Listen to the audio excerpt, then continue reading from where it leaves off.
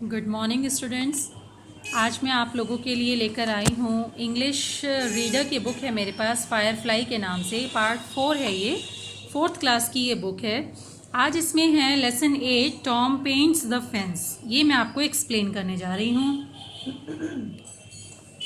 आप सभी चैप्टर को ध्यान से पढ़िएगा और मेरी वीडियो के साथ साथ इसका एक्सप्लेनेशन समझिएगा। ओके, यहाँ पर बता रहे हैं, बिफोर यू रीड, पढ़ने से पहले, have you ever been caught in an uncomfortable situation?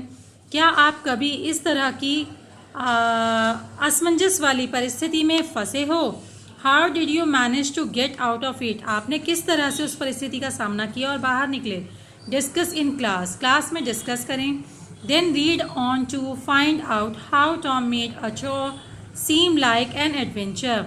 इसके बाद आप ये चैप्टर पढ़ें और देखें कि टॉम ने किस तरह से अपनी परेशानी को एक एडवेंचर में बदल दिया।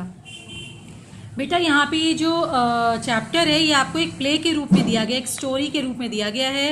इसमें कैरेक्टर्स दिए गए हैं, नैरेटर 1 यानी पहला व्यक्ति कहने वाला, नैरेटर 2 दूसरा व्यक्ति कहने वाला, और टॉम सॉयर यहाँ पे एक बच्चा है, शरारती बच्चा, उसका नाम है। ठीक है, इसके अलावा यहाँ पे जिम है, एक लड़का who helps around the house, जिसने घर के आसपास मदद की थी। इसके बाद आंट पोली है जो टॉम की आंटी हैं, चाची हैं। इसके बाद बेन रॉजर्स, ये टॉम का फ्रेंड है। और इसके बाद other boy of Tom's age, और कुछ और लड़के जो टॉम की ही उम्र के हैं। Okay, let's start the story. Narrator 1, पहले वक्ता कहते हैं, it is a beautiful Saturday morning in summer, everything is bright and fresh and dreaming with life. शनिवार की खूबसूरत सुबह थी, गर्मियों का दिन था, चमकीली धूप के साथ साथ एकदम फ्रेश माहौल था। ऐसा लग रहा था जैसे कि कहते हैं ना, जीवन से भरपूर खुशहाल दिन था। There is a song in every heart, a cheer on every face and a spring in every step.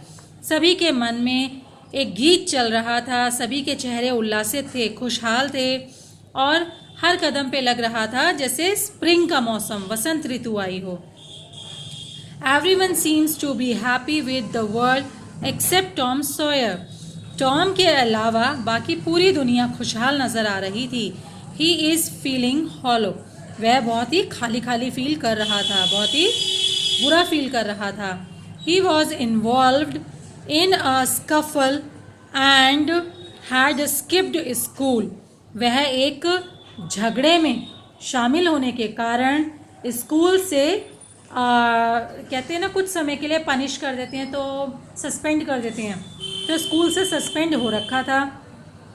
So his aunt Polly asked him to white wash the fence on a Saturday morning as a punishment. इस वजह से उसकी aunty जो हैं, पोली aunty, उन्होंने एक सज़ा के तौर पे उसे काम बता दिया कि सैटरडे की सुबह तुम्हें फेंस को वाइट वॉश करना है। फेंस होता है बच्चों बाड़ा। बाड़ा मीन्स टू से, जैसे आप बाउंड्री कह सकते हो, है ना, लकड़ी की बनी हुई बाउंड्री या ईंट पत्थर से बनी हुई बाउंड्री, जो हम अपने घर के चारों ओर या गार्डन के चारों ओर बनाते हैं उसकी सुरक्षा के लिए।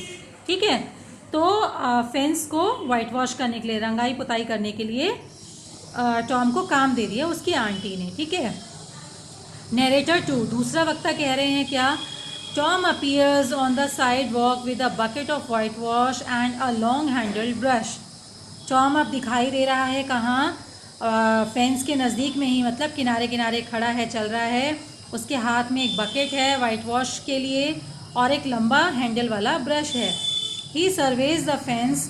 उसने बाड़े का मुआयना किया। सर्वेज मतलब उसके आसपास टहलकर चेक किया कितना बड़ा है, कितना लंबा है।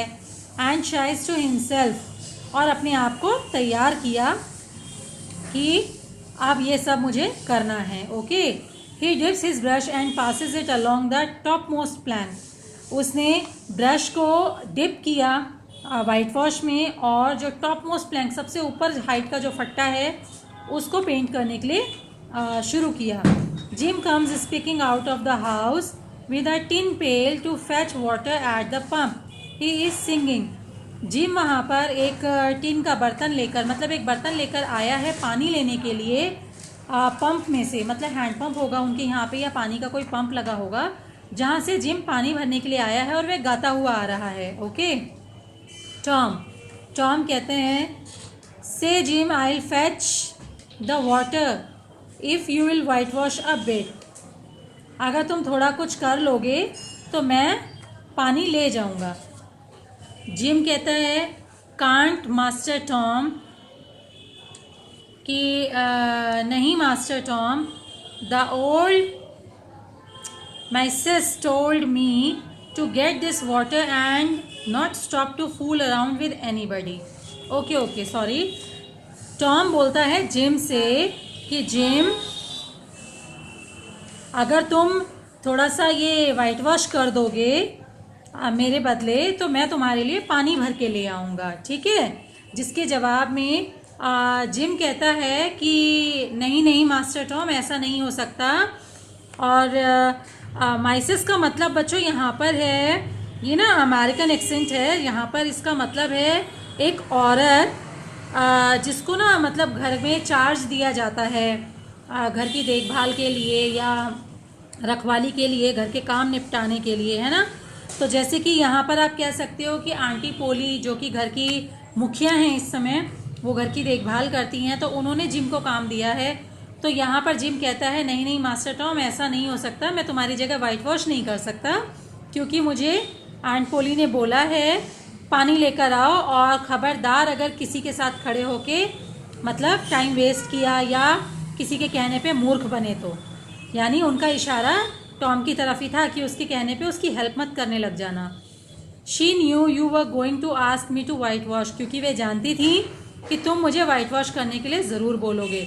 सो she told me to go along and tend to my own business, इसीलिए उन्होंने मुझे अकेले पानी लेने जाने को कहा और अपने काम से काम रखने की सलाह दी। She said she attend to the white washing, उन्होंने बोला कि वह वाइट वॉशिंग के लिए शी हैड टेंड का मतलब बच्चों यहाँ पे कह सकते हो, उन्होंने कहा कि वाइट वॉशिंग का काम तुम्हारा है, तो इसमें कोई और बीच में मेरी हेल्प, तुम्हारी हेल्प नहीं करेगा, इस चीज़ के लिए वो ध्यान रखेंगी। टॉम बोलता है oh never mind what she said Jim, ठीक है कोई बात नहीं जो भी उन्होंने कहा, that's only her way of talking, यह तो केवल उनका तरीका है बात करने का। गिव मी द बकेट, मुझे बाल्टी दो, I will gone only a minute, she won't ever know, मैं 1 मिनट के लिए जाऊंगा, उन्हें पता भी नहीं चलेगा। तो जिम कहता है ओह आई डेरेंट मास्टर टॉम, नहीं मैं इतनी हिम्मत नहीं कर सकता। Old missis would tear the head off on me, वो मतलब मेरे पे बहुत गुस्सा करेंगे। टीयर द हेड ऑफ, बेटा यहाँ पे एक प्रोवर्ब है, एक मुहावरा है जिसका मतलब है कि मतलब मेरी जान आफत में आ जाना या मतलब मेरी जान निकाल देना, ठीक है ना। तो यहाँ पर जिम कह रहा है कि नहीं भाई मैं ऐसा कोई रिस्क नहीं लूँगा वरना मेरी जान मुश्किल में पड़ जाएगी। टॉम कहता है gym I will give you a marble, मैं तुम्हें एक मार्बल दूंगा। I will give you a white एले, मैं तुम्हें वाइट एले दूंगा। वाइट एले क्या होता है, वाइट मार्बल को कहते हैं, कंचे, ठीक है। Waves it in front of Jim's face, और जिम के फेस की तरफ उसने अपने हाथ को वेव किया। Jim beginning to wave, Jim ने मतलब उसकी तरफ देखा, वेव किया। My that's a mighty gay marble, अरे ये तो बहुत ही प्यारा मार्बल है। I tell you but I am afraid all missis, मतलब ये मार्बल तो तुम्हारा बहुत प्यारा है। जिम, टॉम ने क्या किया, जिम को लालच दिया कि अगर तुम मेरे बदले थोड़ा सा भी वाइट वॉश करोगे तो मैं तुम्हारा पानी तो ले ही आऊँगा, साथ साथ मैं तुम्हें मार्बल दूंगा, और उसे दिखाने के लिए मार्बल उसके सामने वेव किया। ओके, तो जिम ने मार्बल को देखा, उसे बहुत पसंद आया मार्बल, लेकिन उसने कहा मुझे ओल्ड माइसेस का बहुत डर है, मैं ऐसा रिस्क नहीं लूँगा। टॉम कहता है and besides if you will I will show you my sore toe, अगर इस सब के अलावा मैं तुम्हें अपना मतलब सोटो से मतलब मेरे पैरों की उंगलियां जिनमें बहुत दर्द हो रहा है, मैं वो भी तुम्हें दिखा सकता हूँ। बच्चों लेसन बहुत लेंदी है तो मैं इसकी वीडियो आपको पार्ट्स में सेंड करूँगी। ओके, तो फर्स्ट पार्ट में इतना ही। Thank you.